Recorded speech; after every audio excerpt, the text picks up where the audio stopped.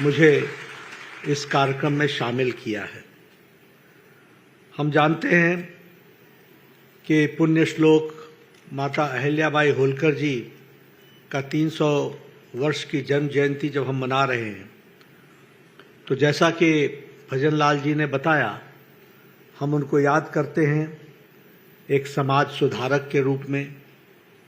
हम उनको याद करते हैं जिन्होंने भारत की परंपरा, भारत की संस्कृति, भारत की विरासत, उसको संजोने का काम किया, उसको पुनर्जागृत करने का काम किया। हम सब जानते हैं कि उन्होंने किस तरीके से सामाजिक न्याय की लड़ाई लड़ी, और सबसे बड़ी बात यह है कि आज से 300 साल पहले जब महिला उत्पीड़न एक समाज की व्याप्त ग्रसित समस्या थी, तो उस समय उन्होंने महिलाओं के उत्थान के लिए काम को आगे बढ़ाया। यह जीवन का उनका सबसे बड़ा लक्ष्य बना। इसको भी हमको ध्यान में रखना चाहिए। इसलिए विमेन एम्पावरमेंट, महिलाओं को शिक्षा के साथ जोड़ना, प्रोग्रेसिव विचारधारा के साथ स्कूलों का निर्माण करना, और उसी के साथ साथ महिलाओं के एम्पावरमेंट के लिए हर तरीके का काम करना, ये हम सब लोगों ने देखा है। आज अगर हम देखें तो आप कल्पना कर सकते हैं कि 300 साल पहले जिस तरीके से समाज की अवस्था थी, जिसमें आंतरिक कलह भी थी, बाहर का अटैक भी था, आक्रमण भी था, और आर्थिक दृष्टि से हम टूटे हुए थे। ऐसी अवस्था में जब अहिल्याबाई होलकर जी ने राजपाट संभाला, तो उन्होंने तीनों ही फ्रंट पर काम किया। आंतरिक कलह को समाप्त किया, किसानों को सुदृढ़ बनाया, व्यापार को आगे बढ़ाया, और बाहरी खतरों से प्रदेश को, देश को बचाने का काम किया, राज्य को बचाने का काम किया। यह हम सब ने देखा, और साथ में विरासत को भी मजबूतीकरण किया, यह हमने देखा है। और इसलिए आज के दिन हम जब उनको याद करते हैं, तो ये सारी बातें हम सबको कितनी आज भी रेलेवेंट दिखती हैं, कितनी आज भी प्रासंगिक दिखती है। और प्रासंगिक इसलिए कि जिन बातों से उस समय अहिल्याबाई माता, पुण्य श्लोक माता अहिल्याबाई होलकर जी जूझ रही थी, वही समस्याएं से आज भारत के प्रधानमंत्री नरेंद्र मोदी जी बखूबी उन्हीं बातों की लड़ाई लड़ करके समाज को पूरी ताकत से आगे बढ़ाने का और देश को आगे बढ़ाने का काम कर रहे हैं। और इसलिए हम ये कह सकते हैं कि अगर मैं प्रधानमंत्री मोदी जी की बात कहूं, तो हम ये कह सकते हैं कि उनके नेतृत्व में विमेन डेवलपमेंट नहीं, विमेन लेड डेवलपमेंट की तरफ बढ़ने का काम हुआ है, तो वो प्रधानमंत्री मोदी जी के नेतृत्व में हुआ है। और जब हम डबल इंजन की सरकार की बात करते हैं, तो मैं यहाँ भजन लाल जी को इस बात के लिए बधाई देना चाहता हूँ। इनकी बहुत सी स्कीमें हैं जो इन्होंने देश में समाज के लिए, समाज के सभी वर्गों के लिए किया है। फिर चाहे वो हमारा मुलाजिम वर्ग हो, फिर चाहे हमारा किसान हो, फिर चाहे हमारा वो मजदूर हो, फिर चाहे वो स्वास्थ्य का क्षेत्र हो। लेकिन आज अहिल्याबाई होलकर जी से जुड़े हुए महिलाओं के सशक्तिकरण के लिए सिर्फ महिलाओं के ही कार्यक्रमों को आज समर्पित किया है। इसके लिए भी मैं उनको बधाई देना चाहता हूं कि उन्होंने महिलाओं के स्पेसिफिक दृष्टि से और स्वास्थ्य की दृष्टि से, क्योंकि स्वास्थ्य मंत्री आया हुआ है, तो उन्होंने स्वास्थ्य मंत्री के लिए भी महिलाओं के साथ जुड़ा हुआ जो विषय रहा उसको आगे रखने का प्रयास किया है। इसके लिए मैं उनको बधाई देना चाहता हूं जिन्होंने इस कार्यक्रम की रचना की है। आज लाडो प्रोत्साहन योजना इसका शुभारंभ किया गया, और जिसमें विमेन एम्पावरमेंट में और खास करके सेक्स रेशियो में जो तकलीफ आती थी उसको निरस्त करने के लिए आपने जो स्कीम को आगे बढ़ाया है, इसके लिए आप बधाई के पात्र हैं। उसी तरीके से आपने अगर अहिल्याबाई होलकर जी के से आपने प्रेरणा ली और उस समय उन्होंने विमेन एजुकेशन को एम्पावरमेंट के लिए आगे बढ़ाया था, तो आपने भी स्कॉलरशिप स्कीम में फिर चाहे वो शेड्यूल्ड ट्राइब के प्री मैट्रिक स्कॉलरशिप हो, फिर चाहे वो सैनिटेशन वर्कर्स के प्री मैट्रिक स्कीम हो, और फिर चाहे वो बालिका दूरस्थ शिक्षा योजना हो, और उसमें हर एक में आपने डिस्टेंस लर्निंग को भी आपने सपोर्ट किया, लेकिन साथ साथ आपने उनको आर्थिक दृष्टि से भी मजबूती पहुंचाने का प्रयास किया है। इसके लिए मैं आपको विशेष बधाई देता हूं जो आपने इन स्कीमों को लागू करने का प्रयास किया है। लखपति दीदी ऋण योजना, इसमें लगभग 12 करोड़, आज आपने 1800 बेनिफिशियरीज को अभी मेरे से बटन दबा करके आधे मिनट भी नहीं, 15 से 20 सेकंड के अंदर आपने लगभग 18,000 बेनिफिशियरीज को आपने 12 करोड़ रुपए डिस्पर्स किए हैं। इसके लिए मैं आपको बधाई देना चाहता हूं। उसी तरीके से कालीबाई भील मेधावी छात्रा स्कूटी योजना, जब हम शुरू में आए तो हमारे साथ बालिकाओं ने वहां पर उनको स्कूटी आपने भेंट दी। ये स्कूटी सिर्फ कोई भेंट नहीं है, ये स्कूटी उन बहनों को, उन बच्चियों को जीवन में एम्पावर करने का रास्ता है, जिसके माध्यम से उनका सेल्फ कॉन्फिडेंस बढ़ने वाला है और वह उनको एक नया रास्ता देने वाला है। और आपने उसमें 2000 स्कूटी आज वितरित की है। आपने उसी तरीके से कस्तूरबा गांधी स्कूल के लिए 5 नए उसका शिलान्यास और उसका फाउंडेशन स्टोन रखने का प्रयास किया है। 50 गवर्नमेंट स्कूल्स आपने खोलने का आज जो तय किया है, उसके लिए मैं विशेष करके आपको बधाई देता हूं। लेकिन सबसे बड़ी बधाई आपको इसलिए देता हूं क्योंकि आपने माँ, जो मदर्स एब्सोल्यूट अफेक्शन है, उस कार्यक्रम को जो आपने कार्य रूप दिया है, जिसमें आप गर्भ की पाठशाला, यानी प्रेग्नेंट मदर जिस समय वह गर्भावती होती है उस समय से लेकर के बच्चे के पैदा होने तक और उसके टीकाकरण तक आपने जो उसको लाइफ साइकिल अप्रोच में आपने उनकी जागृति लाने के लिए जो आपने कार्यक्रम लिया है, ये बहुत बड़ा कार्यक्रम है जो देश और समाज को परिवर्तित करेगा और इसके लिए मैं आपको बधाई देना चाहता हूं। उसी तरीके से आपने नारी चेतना अभियान, स्वस्थ नारी चेतना अभियान, इसमें जो आपने अवेयरनेस लाने का प्रयास किया है और उसके लिए भी मैं आपको बधाई देता हूं। और आपने महिलाओं को हायर एजुकेशन से फैसिलिटेट करने के लिए और उनको आर्थिक दृष्टि से सुदृढ़ बनाने के लिए जो आपने काम लिया है, उसके लिए मैं आपको बहुत बहुत बधाई देना चाहता हूं।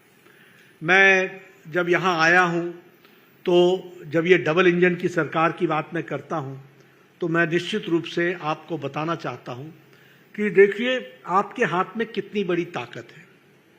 मैं राजनीतिक बात नहीं कर रहा हूं, लेकिन मैं समाज से और देश से जुड़ी हुई बात कर रहा हूं कि आपके हाथ में कितनी बड़ी ताकत है। आप ही बताइए, क्या 2014 के बाद देश की तस्वीर बदली है कि नहीं बदली है? जरा जोर से बताइए, बदली कि नहीं बदली? बड़े ढीले। मैं इसलिए आपसे पूछ रहा हूं कि पॉलिसी मेकर्स का कितना अंतर पड़ता है, हमको इस बात को समझना पड़ेगा। हम भी उसी ढर्रे में थे, सब कुछ चलता है, सब कुछ होता है, यहां कुछ नहीं बदलने वाला है, ऐसे ही चलेगा। इस वातावरण में हम जी रहे थे कि नहीं जी रहे थे? लेकिन आज भारत का साधारण मानवी इस बात को कहता है कि नहीं, अब वह नहीं चलेगा, अब वह चलेगा जो प्रधानमंत्री मोदी जी के नेतृत्व में 140 करोड़ देश आगे दौड़ लगाते हुए बढ़ रहा है। इस बात को हम लोगों ने देखा है।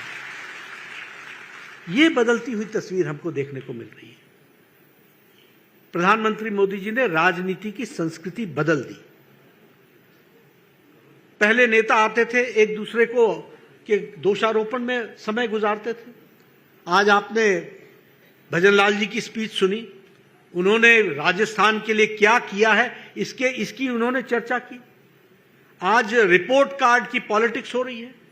हम अगर आपके पास आते हैं, आपके सामने आते हैं, तो या तो आपको कोई स्कीम दे करके जाते हैं, बटन दबा करके आपके खाते में दे करके जाते हैं और आपका सशक्तिकरण करने का काम करते हैं। यह हमारे काम करने का तरीका है। Politics of accountability, politics of performance, politics of development, politics of responsible government, responsive government, ये हमारे काम करने का तरीका है। और यह मोदी जी ने इस संस्कृति को पैदा किया है और रिपोर्ट कार्ड की संस्कृति जोड़ी है कि जिस जनता ने चुना है उस जनता को अपना रिपोर्ट कार्ड दिखाओ कि क्या तुमने काम किया, उसको आगे जाकर के बताने का काम किया। और इसीलिए नीति निर्धारकों का बहुत बड़ा फर्क असर पड़ता है, ये हमको समझ लेना चाहिए। मैं बहुत सी बातें कर सकता हूं, लेकिन आज सिर्फ आपसे अगर मैं स्वास्थ्य की बात करूं तो हमारी स्वास्थ्य की नीति थी 1997 में। वो स्वास्थ्य की नीति थी कि बीमार पड़ो और इसका इलाज करो, यानी क्यूरेटिव पार्ट। लेकिन 2017 में जो हम शिक्षा स्वास्थ्य नीति लेकर के आए, हमारे यहाँ मुख्य सचिव जी बैठे हैं, वो मेरे स्वास्थ्य के सचिव भी रहे हैं। 2017 में जो हम पॉलिसी लेकर के आए वो होलिस्टिक पॉलिसी थी। होलिस्टिक मतलब इंक्लूसिव पॉलिसी थी, प्रिवेंटिव। भाई बीमार पड़े क्यों, बीमारी से रोको। हेल्थ साधारण क्यों रहे, अच्छी हेल्थ रहे, प्रमोशन करो। और फिर उसके बाद कोई बीमार पड़ जाए तो उसका क्योर करो। और क्योर ही नहीं करो, अगर उसकी कोई तकलीफ है तो उसको रिहैबिलिटेट करो। और उतने पर ही न रुको, अगर किसी का इलाज से सिर्फ उसकी जीवन आगे बढ़ सकता है तो पैलेटिव अप्रोच भी लो।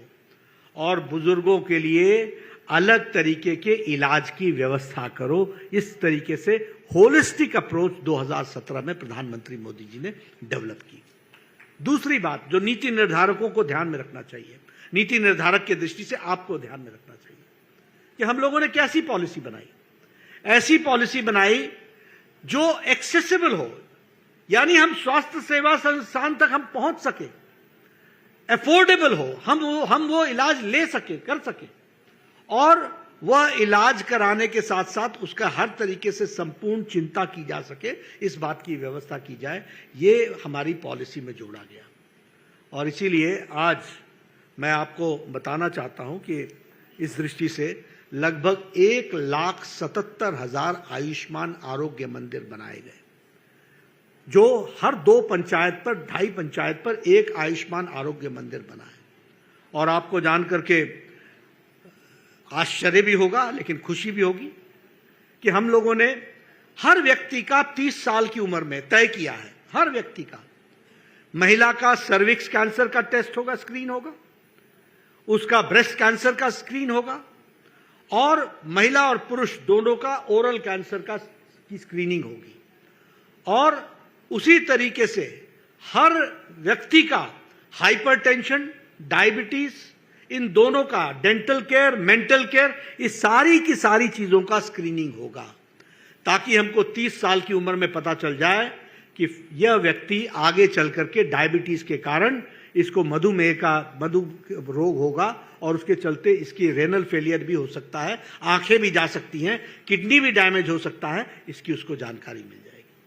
अगर वो हाइपरटेंसिव होगा तो उसकी हार्ट की समस्या बन सकती है, इसलिए उसका इलाज 30 साल की उम्र में शुरू कर देंगे तो वह आगे चल करके गंभीर बीमारी से बच सकेगा।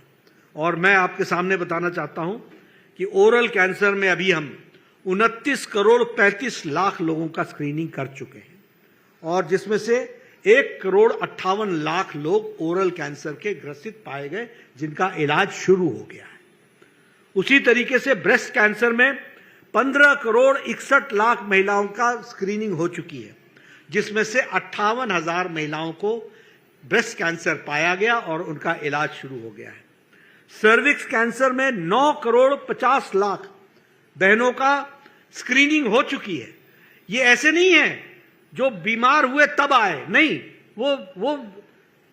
वो स्वस्थ थे लेकिन उनकी स्क्रीनिंग में पता चला कि इनको सर्विक्स कैंसर हो सकता है, और उसमें 58,000 लोगों का ट्रीटमेंट शुरू हुआ। इस तरीके से हमने प्रिवेंटिव पार्ट को आगे बढ़ाने का कोशिश शुरू किया। डायबिटीज में 35 करोड़ लोगों की स्क्रीनिंग हुई है और 2 करोड़ 57 लाख लोग पाए गए हैं जो डायबिटीज के मरीज हैं। उसी तरीके से हाइपरटेंशन में 35 करोड़ लोगों की स्क्रीनिंग हो चुकी है, जिसमें 4 करोड़ 28 लाख लोग हाइपरटेंशन के मरीज बताए गए हैं। अब आप बताइए, ये 10 साल में बदलता भारत है कि नहीं? कभी सोचा था कि आपको घर से बुला करके ये स्क्रीनिंग करा करके और इस तरीके से हम स्वास्थ्य के दृष्टि से उन लोगों को जो जीवन में आगे जाकर खतरे की घंटी पर बैठे थे उनका इलाज शुरू कर दिया? तो यह हमको ध्यान में रखना चाहिए कि नीति निर्धारक बहुत बहुत महत्वपूर्ण होता है, उसको हमको समझना चाहिए। इसलिए नीति निर्धारक कौन हो वह आपको ध्यान में रहना चाहिए। यह भजन लाल शर्मा जी को बैठाना मुख्यमंत्री के पद पर यह विषय नहीं है। विषय यह है कि इस विचारधारा के एक सिपाही को बैठाना जो दिन रात एक करके उनकी टीम पूरी ताकत से मोदी जी के नेतृत्व में राजस्थान की सेवा कर रही है, इस बात को हमको समझ लेना जरूरी है। आपने अन्य सरकारें भी देखी हैं, वो किस तरीके से सरकार चलाते रहे वो भी आपने देखा है, आपको पता है उनकी सोच क्या थी। लेकिन मैं एक बात जरूर कहना चाहूंगा कि दिन और रात का अंतर हो तो कम से कम रात के बाद दिन तो पसंद आना चाहिए, इसकी तो हमको ध्यान में रखना चाहिए। और मैं कई बार बोलता हूं, उजाले का महत्व तभी समझ में आता है जब अंधकार की त्रासदी देखी हुई हो। और इसीलिए मैं आपसे निवेदन करूंगा कि अंधकार की त्रासदी आप देख के झेल के आए हैं और अब आप उजाले में हैं और इसलिए उजाले को आप संभाल के रखें, यह मैं आपसे निवेदन करना चाहता हूं। हम लोगों ने प्रधानमंत्री आयुष्मान भारत इंफ्रास्ट्रक्चर मिशन में पीएम अभीम में हम लोगों ने लगभग 64 करोड़ रुपए खर्च करने का तैयारी की है और उसमें से लगभग 3,000 करोड़, क्षमा करिएगा 64,000 करोड़ और 3,000 करोड़ हम राजस्थान में खर्च कर रहे हैं। कल ही किमसर साहब, कल ही हमारी बैठक हुई है ना, कल ही वीडियो कॉन्फ्रेंस में मैंने इनके साथ बैठक की है और मैंने कहा है कि भाई साहब आपके लिए 3,000 करोड़ रुपए राजस्थान के स्वास्थ्य के लिए दिया है हमने, उसको आप 1 साल के अंदर आप खर्च करिए और खर्च करने वाले बनिए। आगे ये डबल इंजन की सरकार है, ये डबल इंजन की सरकार हमको समझ में आनी चाहिए। हम मोदी जी का आशीर्वाद है जिसके कारण से आज आपको ये सब मिल रहा है। देखिए कैसे फर्क पड़ता है राजनीति का। मैं हर एक छोटी छोटी बात आपके सामने इसलिए रख रहा हूं। 1960 में 50 से 60 के बीच में all India institute of medical sciences Delhi में एक बना। 1960 से लेकर के 1998 तक सिर्फ एक all India institute of medical sciences था। यह प्रधानमंत्री अटल बिहारी वाजपेयी आए जिन्होंने 6 all India institute of medical sciences बनाए और उन्होंने आपको बिना आपसे मांगे हुए जोधपुर में भी आपको राजस्थान की धरती पर all India institute of medical sciences दिया। और प्रधानमंत्री मोदी जी ने 16 और all India institute of medical sciences खोले। आज 23 all India institute of medical sciences हैं। ये बदलते हुए भारत के स्वास्थ्य की तस्वीर है, वो हमको समझना चाहिए। आपने नहीं मांगा हमसे, लेकिन डबल इंजन की सरकार का महत्व देखो। आपने नहीं मांगा, लेकिन पिछले 10 साल में मोदी जी ने आपको 23 नए मेडिकल कॉलेज दिए, 23 न्यू मेडिकल कॉलेज। आपकी पीजी की सीट देश भर में जो 51,000 थी वो बढ़ करके 1,18,000 हो गई है। पोस्ट ग्रेजुएट की सीट जो 31,000 थी वो 74,000 हो गई है। और फिर भी हम चैन से बैठ नहीं रहे हैं। हमने 5 साल के अंदर 75,000 नए पीजी सीट्स देनी है, नए यूजी और पीजी सीट्स देनी है, यानी हम मेडिकल कॉलेज को बनाने वाले हैं। आपने कभी सोचा था कि बाड़मेर में मेडिकल कॉलेज खुलेगा? कभी किसी नेता ने हिम्मत की थी मांग करने की? आपने कभी सोचा था कि भरतपुर में मेडिकल कॉलेज खुलेगा? आपने कभी सोचा था कि भीलवाड़ा में मेडिकल कॉलेज खुलेगा? आपने कभी सोचा था कि डूंगरपुर में मेडिकल कॉलेज खुलेगा? कभी किसी ने सोचा था कि सीकर में मेडिकल कॉलेज खुलेगा? वो हमारे एमपी साहब थे, वो आए थे सुमेधानंद जी, उन्होंने कहा एक बिल्डिंग हमारे पास है, आप अगर मेडिकल कॉलेज खोल देंगे। मैंने कहा ये मोदी जी की सरकार है, एप्लीकेशन लेकर के आओ और आपको पता होगा 15 दिन के अंदर हमने नया मेडिकल कॉलेज सीकर को दिया था। ये भी हमने कभी सोचा था कि बांसवाड़ा में मेडिकल कॉलेज खुलेगा, अलवर में मेडिकल कॉलेज खुलेगा, चित्तौड़गढ़ में मेडिकल कॉलेज खुलेगा, जैसलमेर में मेडिकल कॉलेज खुलेगा। आप बताइए करौली में मेडिकल कॉलेज खुलेगा, श्री गंगानगर में मेडिकल कॉलेज खुलेगा, सिरोही में मेडिकल कॉलेज खुलेगा, बूंदी में मेडिकल कॉलेज खुलेगा, टोंक में, हनुमानगढ़ में। यहां कभी सोचा था कि मेडिकल कॉलेज खुलेगा? डिग्री कॉलेज खोलते खोलते तो उनकी सरकारों की सांस फूल जाती थी डिग्री कॉलेज खोलने में। और हमने मेडिकल कॉलेज की झड़ी लगा दी। 23 मेडिकल कॉलेज खोल करके दिए हैं, ये आपको ध्यान में रहना चाहिए। इसलिए आपको हमने एग्जिस्टिंग मेडिकल कॉलेज में 4 सुपर स्पेशलिटी ब्लॉक्स दिए, 200 करोड़ रुपए के, बीकानेर में, उदयपुर में, कोटा में, जयपुर में, और 200 करोड़ रुपए खर्च किए। और इतना ही नहीं, जो चल रहे मेडिकल कॉलेज हैं उसमें हमने अंडर ग्रेजुएट की 750 सीटें दी हैं और पोस्ट ग्रेजुएट में 1467 सीटें दी हैं। तो इस तरीके से हम लोगों ने कोशिश की है कि मेडिकल के एजुकेशन की दृष्टि से हमने एक प्रयास किया है। मैं यहाँ आपके साथ एक बात और कह देना चाहता हूँ। प्रधानमंत्री मोदी जी लगातार तीसरी बार प्रधानमंत्री बने हैं। जब पहली बार बने थे तो उस समय मैं वर्ल्ड हेल्थ असेंबली के चेयरपर्सन भारत को मिला था, तो वो चेयर करने का मौका हमको मिला था। उस समय हम कहते थे यूनिवर्सल हेल्थ केयर, यानी हम हेल्थ की एश्योरेंस करेंगे, हम सबको एश्योर करेंगे हेल्थ देने का। और उस समय हमको लगता था पता नहीं हम कर पाएंगे कि नहीं कर पाएंगे। लेकिन आपको जानकर खुशी होगी कि मोदी जी के नेतृत्व में दुनिया का सबसे बड़ा health assurance scheme Ayushman Bharat 63 crore लोगों को, भारत की 40% आबादी को हर साल 5 लाख रुपए का गंभीर बीमारी से लड़ने के लिए हेल्थ कवर दिया जा रहा है आयुष्मान भारत के तहत।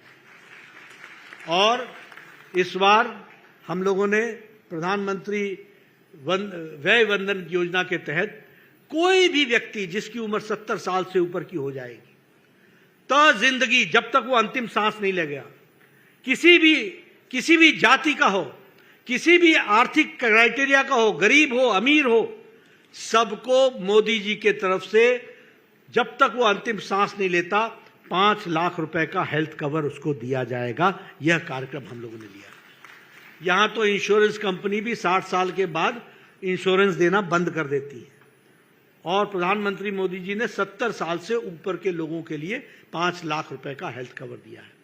इसलिए मित्रों, स्वास्थ्य के दृष्टि से, ये विमेन एम्पावरमेंट की दृष्टि से, हर चीज की, हर स्कीम को उठा करके आप देखेंगे उसमें महिलाओं ना 50% से ज्यादा हिस्सेदारी हुई है। और अब तो हमें खुशी है आपके साथ ये शेयर करते हुए, जब मैं अहिल्याबाई होलकर जी की जन्म शती 300 साल की जन्म शताब्दी हम मना रहे हैं, तो हमें खुशी है ये बोलते हुए कि अगली पार्लियामेंट जो 2029 में बनेगी उसमें 33% महिलाएं एमपी होंगी। इस तरीके का काम होने वाला है, इसको भी हमको समझना चाहिए। इसलिए आपका ज़्यादा समय न लेता हुआ मैं आपको फिर से बहुत बहुत शुभकामनाएं देता हूं। मुझे मालूम है कि महिलाओं को काफ़ी देर से आप आई हुई हैं और आज आपको आपके खातों में भजन लाल जी ने बड़े बटन दबा करके एक सेवा करने का काम किया है। आपका सशक्तिकरण होगा, इसके लिए आपको विशेष करके मैं बधाई देना चाहता हूं।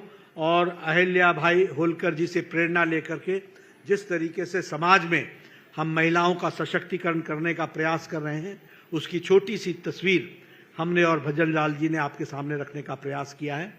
आपने बहुत शांति से हमारी बात सुनी, आपका बहुत बहुत धन्यवाद। जय भारत, जय राजस्थान।